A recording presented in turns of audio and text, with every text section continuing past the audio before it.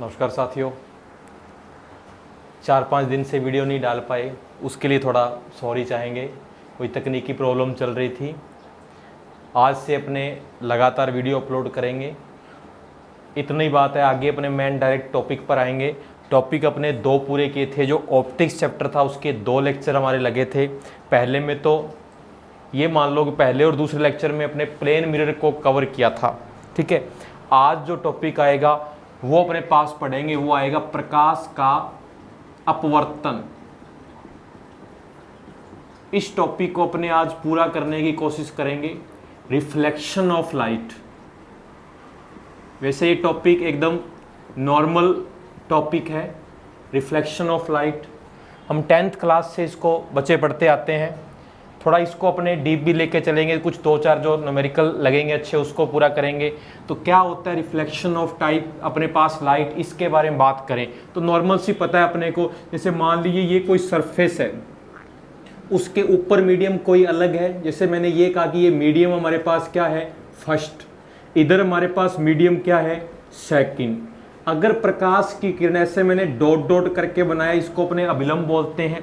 प्रकाश की किरण एक मीडियम से अगर दूसरे मीडियम में एंटर होगी तो अपना जो उसका पाथ है उससे मुड़ जाती है, बैंड हो जाती है। और पाथ से मुड़ना ही अपने पास जो है वो अपने पास रिफ्रैक्शन ऑफ लाइट कहलाता है। सॉरी, मैंने रिफ्लेक्शन लिख दिया था, ये रिफ्रैक्शंस ऑफ लाइट कहलाता है।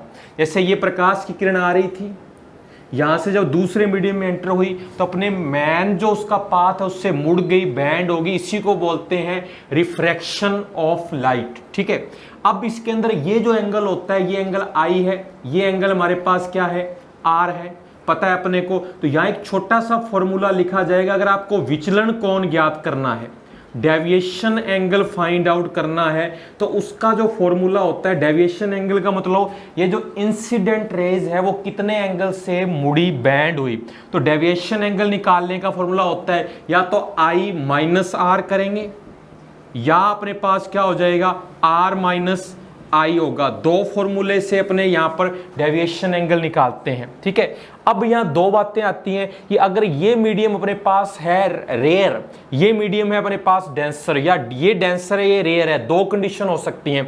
अगर ये रेयर है, ये अपने पास कहेंगे डेंसर है तो बात अलग होगी, और अगर ये डेंसर है ये रेयर है तो बात अलग होगी। अपने को पता है वो किधर मुड़ती है किधर नहीं मुड़ती, कोई खास बात नहीं है। ठीक है, अब यहाँ पर जो अपने पास जो आएगा वो आगे जो आएगा उसको कहेंगे अपने पास माध्यम का अपवर्तनांक, refractive index of medium. Refractive index of क्या कहेंगे हमारे पास, क्या, मीडियम। यहां से अपने पास एक थोड़ा सा अच्छा क्वेश्चन भी कह सकते हैं। रिफ्रैक्टिव इंडेक्स ऑफ मीडियम जो होता है इसको अपने म्यू से डिनोट करते हैं, और इसका जो फॉर्मूला होता है म्यू का वो होता है सी अपॉन क्या कहेंगे, वी। सी लाइट की speed in vacuum, V velocity of light in any medium. ठीक है, तो म्यू का ये फॉर्मूला होता है सी अपॉन वी। अब म्यू की कुछ वैल्यू ध्यान रखेंगे। अगर अपने को म्यू चाहिए अपने पास किसके लिए, वाटर के लिए, तो उसकी वैल्यू होती है हमारे पास 4/3, दैट इज 1.33। अगर अपने को म्यू चाहिए ग्लास के लिए तो उसकी वैल्यू होगी 3/2, दैट इज 1 पॉइंट क्या कहेंगे, 5। अगर म्यू चाहिए अपने पास क्या कहेंगे डायमंड के लिए, हीरे के लिए, तो उसकी वैल्यू होती है 2.42। ठीक है, ये हमारे पास 2-3 मीडियम के लिए मैंने म्यू के बारे में बताया है। अब म्यू से अपने पास जो माध्यम का रिफ्रैक्टिव इंडेक्स है, माध्यम का अपवर्तनांक है, उससे 2-3 टाइप के क्वेश्चन बनेंगे। एक तो ध्यान रखना म्यू पर अपने पास टेम्परेचर का क्या इफेक्ट पड़ता है, टेम्परेचर का अपने पास कहेंगे इफेक्ट। ठीक है, तो यहां पर ये 2 बातें ध्यान रखना कि अगर सपोज करो आप लोगों ने टेम्परेचर क्या कर दिया, बढ़ा दिया, तो किसी मीडियम का म्यू रिफ्रैक्टिव इंडेक्स क्या हो जाएगा, कम हो जाएगा। ठीक है, ये थोड़ी सी अच्छी बात भी है। अब कम भी कितना होगा, ऐसे नहीं है कि जैसे पहले वाटर का तो 1.33 था, अगर आपने टेम्परेचर बढ़ा दिया तो बहुत कम हो जाएगा। हल्का फुल्का चेंज होता है लेकिन होता क्या है, कम है। तो ये भी अच्छा क्वेश्चन है कि अगर टेम्परेचर बढ़ा दिया जाए, माध्यम का ताप बढ़ा दिया जाए, तो माध्यम का रिफ्रैक्टिव इंडेक्स पर क्या इफेक्ट पड़ता है, तो माध्यम का रिफ्रैक्टिव इंडेक्स क्या हो जाएगा, कम हो जाएगा। ठीक है, अब यहाँ टेम्परेचर वाले अपने पूरी फिजिक्स के अंदर बात करें तो बहुत सारे क्वेश्चन आते हैं कि टेम्परेचर का इलास्टिसिटी प्रत्यास्थता पर क्या इफेक्ट पड़ता है, टेम्परेचर का अपने पास जो शांता विस्कोसिटी पर क्या इफेक्ट पड़ता है, टेम्परेचर का हमारे पास घर्षण फ्रिक्शन पर क्या इफेक्ट पड़ता है। तो ये 5-7 टाइप के टेम्परेचर के इफेक्ट है। तो कोशिश करेंगे अपने जितने भी आपके दिमाग में आते हैं उनको एक जगह नोट आउट कर लो। मैं भी बता दूंगा टेम्परेचर पर अपने कम से कम 10 से 12 क्वेश्चन बनते हैं और उसमें से एक आधा क्वेश्चन पूछ लेते हैं कि द्रवों की शांता विस्कोसिटी पर टेम्परेचर का क्या इफेक्ट पड़ेगा। तो यहां पर मैंने बस जो बात बताई है वो ध्यान रखना, अगर टेम्परेचर इंक्रीज कर दें then refractive index of medium क्या हो जाएगा, डिक्रीज हो जाएगा, कम हो जाएगा। ठीक है, अब म्यू जो है वो अपने पास ध्यान रखना, वाटर का 4/3 1.33 से बेटर हम 4/3 लेंगे क्योंकि कैलकुलेशन में अपने इजी करेगा। ग्लास का 3/2, ठीक है, और डायमंड की बात करते हैं तो 2 पॉइंट क्या आ जाएगा, 42 आ जाएगा। तो ये किसी मीडियम का रिफ्रैक्टिव इंडेक्स था। ठीक है, अब अपने पास ध्यान रखना यहां पर जो म्यू होता है किसी मीडियम का रिफ्रैक्टिव इंडेक्स, ये प्रकाश के कलर रंग पर भी डिपेंड करता है। अब रंग पर डिपेंड करेगा कैसे, तो उसके लिए कोसी ने हमारे पास फॉर्मूला दिया था, उससे अपने पास बताएंगे। आप उससे ध्यान रख सकते हैं कि किसी मीडियम का जो म्यू होता है वो लाइट के लैम्डा के इनवर्सली होगा। आप लोग ये ध्यान रखना, मैंने यहाँ पर कोसी का फॉर्मूला नहीं लिखा, जो क्या होता है म्यू बराबर a+b/λ की 2 + c/λ की 4, ये सीक्वेंस में चलता है। तो वहां से हमारे पास एक बात निकल कर सामने आएगी कि जो म्यू है वो लैम्डा के क्या होगा, इनवर्सली होगा। लैम्डा जो होता है रेड कलर का ज्यादा होता है, किससे, लैम्डा वॉयलेटी कलर से। तो किसी मीडियम का जो म्यू है वो रेड कलर के लिए कम हो जाएगा और म्यू वॉयलेटी कलर के लिए क्या हो जाएगा, ज्यादा हो जाएगा। ये भी यहाँ पर थोड़ी सी इंपॉर्टेंट बात है कि किसी मीडियम का जो म्यू है रिफ्रैक्टिव इंडेक्स प्रकाश के किस कलर के लिए कम होता है, किस कलर के लिए ज्यादा होता है। तो ध्यान रखना रेड कलर के लिए जो म्यू होता है वो कम होता है, वॉयलेटी कलर के लिए म्यू क्या होता है, ज्यादा। म्यू लैम्डा के हम इनवर्सली ध्यान रखेंगे जो कोसी फॉर्मूले के अनुसार चेंज होता है। कोसी फॉर्मूला अपने को पता ही है कि म्यू बराबर जो होता है वो होता है a+b/λ की 2 + c/λ की 4, ये सीक्वेंस इसमें चलती रहती है। ठीक है, अब देखो लैम्डा जो है वो रेड कलर के लिए ज्यादा होता है। लैम्डा यहाँ पर तरंग दे रहा है, वेवलेंथ है, वेवलेंथ रेड कलर का ज्यादा होगा, वॉयलेटी कलर का कम होगा। तो म्यू है वो रेड कलर के लिए किसी मीडियम का जो म्यू है वो कम होगा, वॉयलेटी के लिए क्या होगा, ज्यादा होगा। आपको ऑप्शन में 4 ऑप्शन मिले और पूछे इन चारों में से किस कलर के लिए प्रकाश अपने पास किस कलर के लिए किसी मीडियम का म्यू कम होगा या ज्यादा होगा, तो हम इस सीक्वेंस से ध्यान रख सकते हैं। सबसे कम जो म्यू होता है वो रेड कलर के लिए होता है किसी मीडियम का, और सबसे ज्यादा होता है वो किसके लिए होता है, वॉयलेटी कलर के लिए होता है। तो ये बातें ध्यान रखना। और टेम्परेचर बढ़ा देते हैं तो किसी मीडियम का जो म्यू है वो क्या हो जाता है, कम हो जाता है। इसके बाद में म्यू के कितने टाइप्स होते हैं उसके बारे में पढ़ेंगे, और उसके बाद में यहाँ पर 2-3 जो न्यूमेरिकल आएंगे इससे रिलेटेड वो भी बताएंगे अपने पास। ठीक है, इस तरीके से अपने पास करेंगे। अपने जो था मैंने म्यू के बारे में बताया आपको, रिफ्रैक्टिव इंडेक्स। थोड़ा मैं आगे बढ़ूंगा। देखो म्यू का फॉर्मूला क्या होता है, c/v होता है, कोई खास बात नहीं है। म्यू जो होता है वो वाटर के लिए मैंने बताया था 4/3।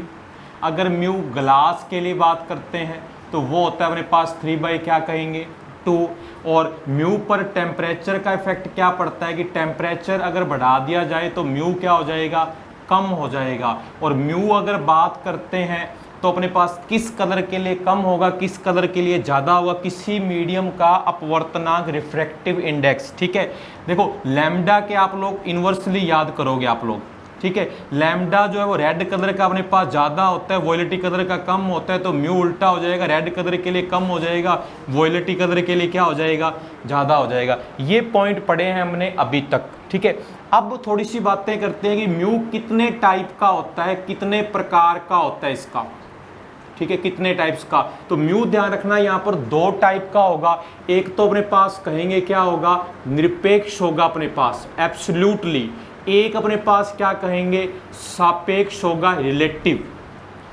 देखो किसी मीडियम का अपवर्तनांक रिफ्रैक्टिव इंडेक्स जो है वो 2 टाइप का होता है। एक तो निरपेक्ष जिसको एब्सोल्युटली बोलते हैं, एक सापेक्ष जिसको रिलेटिव बोलते हैं। निरपेक्ष का मतलब क्या होता है, एब्सोल्युटली का मतलब ये होता है पर्टिकुलर किसी एक मीडियम का, जैसे एयर का, ग्लास का, वाटर का। लेकिन सापेक्ष रिलेटिव का क्या मतलब होता है, किसी एक मीडियम का दूसरे के रिस्पेक्ट, जैसे पानी का ग्लास के सापेक्ष अपवर्तनांक रिफ्रैक्टिव इंडेक्स बताओ। तो यहाँ से एक छोटा न्यूमेरिकल बनता है, वो कई बार अपने एयरफोर्स वगैरह में आ भी जाता है, ठीक है। अपने इसको पढ़ेंगे सापेक्ष रिलेटिव क्या होता है। इसको लिखने का मेथड ये होता है μ/1, या इसको ऐसे भी लिखते हैं अपने μ/1। इसका मतलब दूसरे मीडियम का पहले के रिस्पेक्ट, और इसकी वैल्यू जो होगी वो होगी μ2 क्या कहेंगे μ1। जिसका पूछे उसका म्यू ऊपर आएगा, जिसके रिस्पेक्ट पूछे उसका म्यू क्या आएगा नीचे। जैसे उसने ये कहा कि पानी का कांच ग्लास के रिस्पेक्ट रिफ्रैक्टिव इंडेक्स अपवर्तनांक बताओ, ठीक है। जैसे मैं इस पर एक हल्का सा न्यूमेरिकल लिखना चाहता हूं, यहाँ पर देखो एकदम छोटी सी बात है। जैसे मैंने कहा कांच जो है ग्लास का, अपने पास उसने कहा पानी जो है वाटर, उसके रिस्पेक्ट क्या बताओ, अपवर्तनांक रिफ्रैक्टिव इंडेक्स बताओ कितना होगा।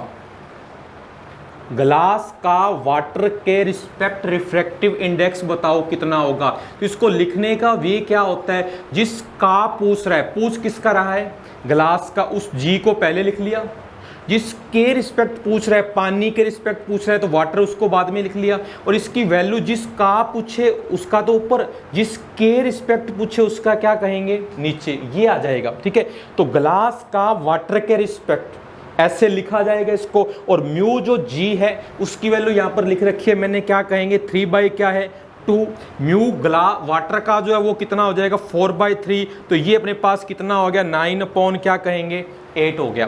तो कांच का पानी के सापेक्ष अपवर्तनांक रिफ्रैक्टिव इंडेक्स 9/8 होगा, ठीक है। अगर ये उल्टा करता, देखो उल्टा का मतलब क्या है, इसमें तो कांच का पानी के, अगर उल्टा कर दूं पानी का कांच के सापेक्ष रिफ्रैक्टिव इंडेक्स बताओ, तो वाजिब सी बात है किसका पूछ रहा है, वाटर का पूछ रहा है। किसके रिस्पेक्ट पूछ रहा है, ग्लास। इसको मैं ऐसे लिख दूंगा, तो ऊपर किसका आ जाएगा वाटर का, नीचे किसका आ जाएगा ग्लास का। वाटर का हमारे पास कितना है, वो है 4 क्या कहेंगे 3। ग्लास का हमारे पास कितना है 3 क्या है 2, कितना आ गया 8 क्या कहेंगे 9। अगर इन दोनों को मल्टीप्लाई करूं, ठीक है, जैसे अपने पास 9/8 इंटू या अपने 9/8 या 8/9, तो इसका मल्टीप्लाई करेंगे तो वैल्यू कितनी आ जाएगी 1। इसका मतलब म्यू वाटर का with respect to glass into mu glass का विद रिस्पेक्ट टू वाटर, इसकी वैल्यू क्या होती है 1 होती है। जो टर्म्स यहाँ ऐसे क्रॉस आ रही हैं उसको कैंसिल आउट कर देते हैं अगर, तो वैल्यू कितनी आ जाएगी 1 की। जैसे सपोज करो मैं ऐसे भी लिख सकता हूँ, म्यू पहले मीडियम का दूसरे के रिस्पेक्ट इंटू म्यू दूसरे का पहले के रिस्पेक्ट इंटू, या इसकी वैल्यू कितनी आएगी, देखो क्रॉस आ रहे हैं कैंसिल आउट हो रहा है, तो इसकी वैल्यू कितनी आ जाएगी 1 आ जाएगी।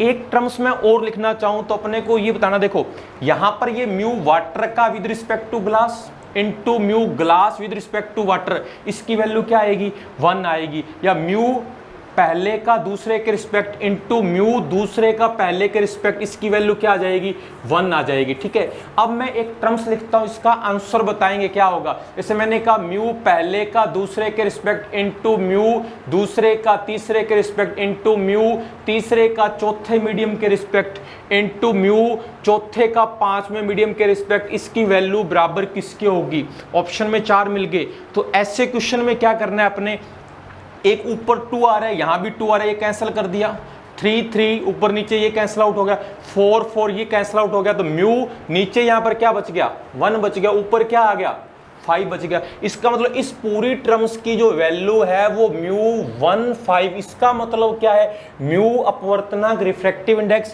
पहले मीडियम का 5वें के रिस्पेक्ट, इसके बराबर होगा इस पूरे टर्म्स की वैल्यू। तो इस तरीके से अपने इस चीज को क्या कर सकते हैं, सिंप्लीफाई कर सकते हैं टर्म्स के अंदर। एक इसमें क्वेश्चन छोटा सा और बनता है, अगर आपको किसी मीडियम का म्यू पता है तो उस मीडियम में उस माध्यम में लाइट की स्पीड ज्ञात की जा सकती है। जैसे यहाँ पर अपने कहते हैं कि लाइट की स्पीड कितनी होती है 3 × 10 की पावर क्या कहेंगे 8 मीटर पर सेकंड। ये ध्यान रखना, लेकिन ये होगी कहां पर, ये निर्वात में होती है, वैक्यूम में होती है।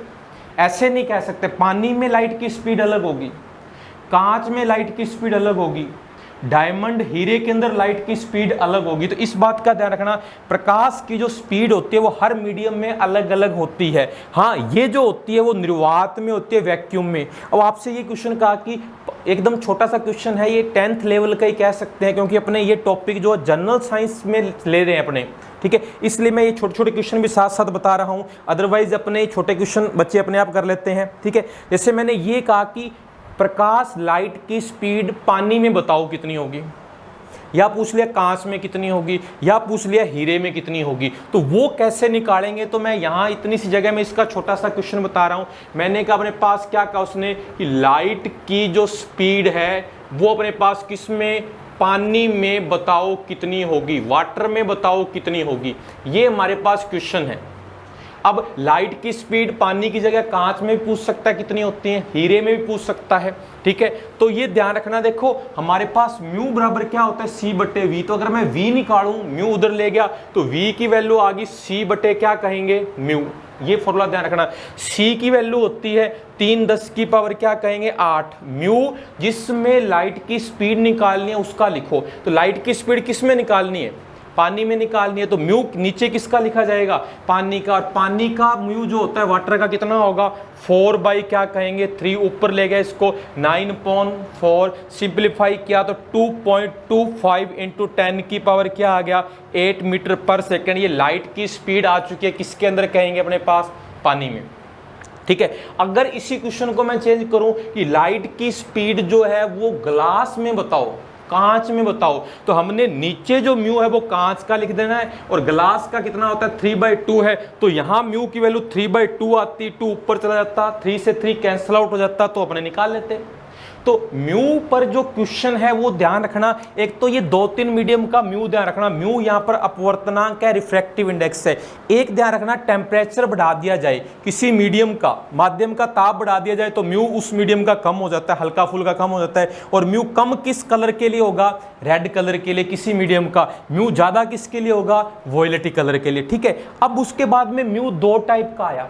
ये क्वेश्चन जो है ध्यान रखना, ये अगर कांच का पानी के सापेक्ष पूछे तो जिसका पूछे उसका ऊपर, जिसके रिस्पेक्ट पूछे उसका क्या आ जाएगा, नीचे आ जाएगा। अब ये टर्म्स किसके बराबर होगी तो वो भी मैंने बता दिया। या अपने को किसी मीडियम में लाइट की स्पीड निकालनी हो, जैसे मैंने कहा कांच में लाइट की स्पीड बताओ या पानी में प्रकाश की स्पीड बताओ कितनी होगी, तो c/μ कर देना है। c की वैल्यू फिक्स रहती है 3 × 10 की पावर 8। जिस मीडियम में स्पीड चाहिए, से पानी में चाहिए, तो नीचे म्यू किसका आ जाएगा, पानी का आ जाएगा। इसके बाद में हम जो क्वेश्चन है वो पढ़ेंगे, ये अपवर्तन है अपने पास, रिफ्रैक्शन जो है, पहले मैंने रिफ्लेक्शन लिख दिया था, सॉरी, ठीक है। तो रिफ्रैक्शन है, उसके एग्जाम्पल और उसके 3-4 टाइप के अपने पास, इसके बाद में न्यूमेरिकल आएंगे। तो जस्ट इसके बाद में जो आएगा वो रिफ्रैक्शन जो है, अपवर्तन, उसके अपने एग्जाम्पल पढ़ेंगे। देखो इसके बाद में अपने क्या पढ़ेंगे उसको देखना। टॉपिक आएगा अपने पास अपवर्तन के एग्जाम्पल।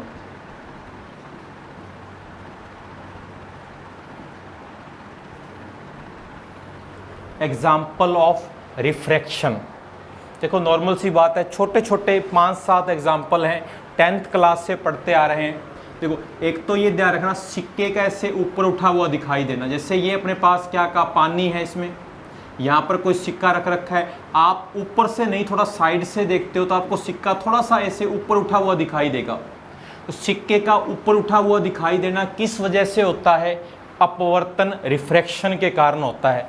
फिर दूसरी बात कहेंगे, ये जैसे गिलास का जो पेंदा है, बॉटम जो है, पेंदे का अपने पास क्या दिखाई देना, ऊपर उठा दिखाई देना, वो भी अपने पास किसके कारण होता है, अपवर्तन, रिफ्रैक्शन के कारण होता है। और कह सकते हैं अपने पास वो क्या आएगा, जैसे कोई कुआं है हमारे पास, कुएं की अपने पास क्या कहेंगे, गहराई जो है, डेप्थ, वो क्या होना, कम फील होना। जैसे कोई कुआं है मान लीजिए, 5 फीट गहरा है, ठीक है, तो अपने को उसकी डेप्थ है, गहराई कम फील होगी। वो किस वजह से होता है? अपवर्तन रिफ्रैक्शन के कारण होता है। और कह सकते हैं अपने पास जैसे ये कोई बर्तन है, उसमें मैंने मान ली जैसे कोई रोड रख रखी है, तो रोड का जो ये डूबा भाग है, डिप्ट पार्ट, वो थोड़ा सा अपने को क्या दिखाई देगा? मुड़ा दिखाई देगा। तो छड़ का अपने पास क्या कहना? मुड़ा दिखाई देना। जो उसका डूबा भाग है, डेप्थ पार्ट है, वो अपने पास डिप्ट पार्ट है, वही मुड़ा वो दिखाई देगा, ठीक है। और 5 नंबर कह सकते हैं अपने पास तारों का क्या होना? टिमटिमाना। तारे अपने को टिमटिमाते हुए दिखाई देते हैं, वो भी अपवर्तन रिफ्रैक्शन के कारण होता है। और कह सकते हैं अपने सुबह जो सूर्य है अपने को वो 2 मिनट पहले दिखाई देना शुरू हो जाता है। जैसे अपने पास कहा कि ये हमारी अर्थ है, यहाँ पर खड़कर मैं उसको ऑब्जर्व कर रहा हूँ, यहाँ से ऊपर की चीजें अपने को दिखाई देती है, नीचे वाली दिखाई नहीं देती। इस लाइन को बोलते हैं अपने क्षैतिज रेखा, हॉरिजॉन्टल लाइन। तो अगर सन नीचे है, थोड़ा सा दिखाई नहीं देना चाहिए, लेकिन फिर भी कुछ टाइम पहले दिखाई देना शुरू हो जाएगा। और इवनिंग टाइम, शाम के समय, इस रेखा से नीचे जाने के बाद में भी कुछ टाइम तक दिखाई देता रहेगा। तो 2 मिनट पहले दिखाई देना शुरू हो जाता है और 2 मिनट बाद तक दिखाई देता रहता है। वो किस कारण होता है? अपवर्तन रिफ्रैक्शन के कारण होता है। तो देखो इसके एग्जाम्पल ध्यान रखना। एग्जाम्पल अपने एक सीक्वेंस बना के अपने याद कर सकते हैं। देखो, सिक्के का ऊपर उठाव दिखाई देना, पैंदे का ऊपर, कुएं की गहराई कम, छड़ का मुड़ा दिखाई देना, तारों का टिमटिमाना, सुबह 2 मिनट पहले और शाम को 2 मिनट बाद तक सन का दिखाई देते रहना। एक बार मैं फिर एग्जाम्पल को रिपीट कर रहा हूं क्योंकि ये जनरल साइंस की चीज़ें हैं, छोटे छोटे एग्जाम में आ जाते हैं ये, ठीक है। सिक्के का ऊपर, पैंदे का ऊपर, कुएं की गहराई कम फील होना, छड़ का मुड़ा दिखाई देना, तारों का टिमटिमाना, सुबह 2 मिनट पहले सूर्य का दिखाई देना शुरू हो जाना और शाम को 2 मिनट बाद तक दिखाई देते रहना। ये 5-7 जो एग्जाम्पल हैं वो अपने पास कहेंगे किसके हैं? अपवर्तन के हैं, ठीक है। अब देखो ये जो अपने पास कहेंगे अपने पास सिक्के वाला है, इसके 3-4 फॉर्मूले भी आते हैं जिस पर छोटे छोटे हम न्यूमेरिकल कर सकते हैं। अब रीट वगैरह के अंदर इस टाइप का तो नहीं रहेगा, लेकिन ये एयरफोर्स वगैरह में छोटे छोटे क्वेश्चन बन सकते हैं। रीट में तो सिर्फ इसके नॉर्मल सी बात है, एग्जाम्पल के बारे में बात करते हैं, ठीक है। देखो ये सिक्के वाला क्या सीन रहेगा हमारे पास। जैसे मैंने कहा ये हमारे पास कोई बर्तन है कोई, ठीक है, ऐसे इसमें क्या भरा हुआ है? पानी भरा हुआ है, ठीक है। यहाँ सिक्का पड़ा है, दिखाई अपने को यहाँ देगा, ऊपर उठा हुआ दिखाई देता है। ये सिक्के की जो है वो है वास्तविक गहराई, रियल डेप्थ। यहां से इतना दूरी पर दिखाई दे रहा है, ये उसकी आभासी गहराई, एपरेंट डेप्थ, ठीक है। देखो ज्यादा कौन सी है? रियल है। एपरेंट आभासी क्या है? कम है। और जिसमें रखा है सिक्का उसका रिफ्रैक्टिव इंडेक्स, अपवर्तना कितना है? म्यू है। तो यहां पर 1-2 फॉर्मूले बनेंगे। देखो सिक्का, ध्यान रखना भी, देखो सिक्का यहां पड़ा है, ये उसकी क्या है? वास्तविक गहराई, रियल डेप्थ। यहां दिखाई दे रहा है, ये उसकी क्या है? आभासी गहराई, एपरेंट डेप्थ है, ठीक है। तो अगर आपको इन दोनों में रिलेशन लिखना है, फॉर्मूला लिखना है, तो कम कौन सी है? ये देखो, तो कम एच डैश है, तो कम बराबर लिखेंगे अपने ज्यादा बटे क्या कहेंगे? म्यू। कम एच डैश बराबर ज्यादा बटे क्या कहेंगे? म्यू, ठीक है। देखो अब जो एच डैश है वो तो उसकी कौन सी गहराई है? आभासी गहराई है, एपरेंट डेप्थ है। और H जो है वो उसकी कौन सी गहराई है? वास्तविक गहराई है, रियल डेप्थ है। ये बात भी कह सकते हैं, ठीक है। और 2 नंबर ये कहते हैं कि ऊपर कितना उठा दिखाई दे, मतलब ये पूछे तो इसको बोलते हैं अपने पास इसका विस्थापन, डिस्प्लेसमेंट, जिसको D से लिखा। तो अगर इसका अपने को देखना हो क्या? विस्थापन, डिस्प्लेसमेंट देखना हो तो देखो ये पूरी कितनी है? H है, उसमें से ये माइनस कर देंगे तो D आ जाएगी। तो D की वैल्यू बन जाएगी मेरे पास H माइनस क्या कहेंगे? H dash. और H माइनस H डैश की वैल्यू ये रही हमारे पास H पॉन क्या है? म्यू। दोनों से H क्या ले लिया कॉमन? 1 माइनस 1 पॉन क्या हो गया? म्यू। ये उसका विस्थापन डिस्प्लेसमेंट का फॉर्मूला बन गया। ये उसकी आभासी गहराई और वास्तविक गहराई में क्या बन चुका है? रिलेशन बन चुका है। अब एक इसमें दूसरा फॉर्मूला और आता है। देखो इसमें कम बराबर लिखना है आपने ज्यादा बट्टे म्यू। अब आपको ये D चाहिए कितना? ऊपर उठा हुआ दिखाई देगा, तो ये H में से H डैश को माइनस कर देना। ठीक है। अब इसमें एक दूसरा फॉर्मूला और बनता है, ये भी ध्यान रखना, इसका भी कई बुक्स में क्वेश्चन दिया होता है। जैसे मान लीजिए यहां पर अपने पास कहेंगे कोई बर्तन है, उसमें अलग अलग पड़े हैं, मतलब अलग अलग मीडियम है, यहां माध्यम कोई अलग है, इधर माध्यम उसने कहा कोई अलग है, यहां मीडियम कोई उसने क्या कहा अलग है। यहां पर तो क्या था, पूरे बर्तन के अंदर एक ही मीडियम भरा था। अब यहां पर हो सकता है कि इतने भाग में तो कांच भर रखा हो, इतने माध्यम में पानी भर रखा हो, फिर इतने मीडियम में कांच भर रखा हो, इस प्रकार हो सकता है। ये जो जितने बड़ा है उसको मैंने कह दिया D1, ये जो कह दिया उसने क्या कहा D2, ये कह दिया ये क्या है D3। इसका अपवर्तनांक रिफ्रैक्टिव इंडेक्स μ1, इसका क्या है μ2 है, इसका क्या है μ3। तो अब अगर यहां सिक्का पड़ा है तो उसकी आपको आभासी गहराई निकालनी होगी, कहां दिखाई देगा।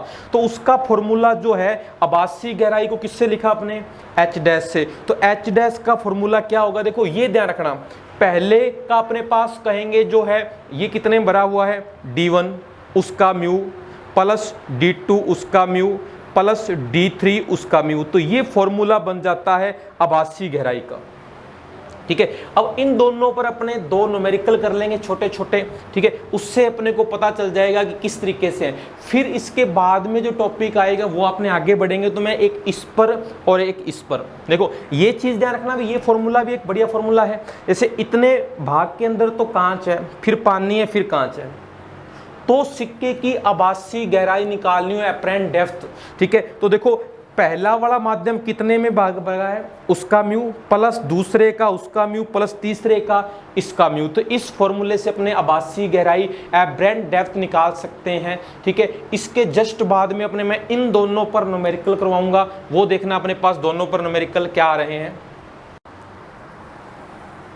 देखो कर दे, देखो अब मैं यहाँ दो फॉर्मूले बताए थे, उन पर दो न्यूमेरिकल बता रहा हूँ, सुनना थोड़ा सा। क्वेश्चन मैंने डायग्राम में लिखा है, उसने कहा ऐसे कोई बर्तन है जिसमें जो मीडियम है वो 4/3 है, उस मीडियम का म्यू, 4/3 का मतलब पानी होगा फिर। ठीक है, उसने कहा यहाँ सिक्का पड़ा है, उसकी रियल डेप्थ वास्तविक गहराई 12 सेंटीमीटर है, तो सिक्का कितना ऊपर उठा हुआ दिखाई देगा, ये बताओ। क्वेश्चन क्या लिखा होगा कि एक बर्तन में 12 सेंटीमीटर तक पानी भरा है, उसके पेंदे बॉटम पर एक सिक्का रखा है, बताओ सिक्का कितना ऊपर उठा दिखाई देगा। इसका मतलब ये चाहिए, देखो ये 12 है, तो अगर मैं ये निकाल लूँ जो उसकी आभासी गहराई है, एपरेंट डेप्थ है, फिर उससे D आ जाएगा।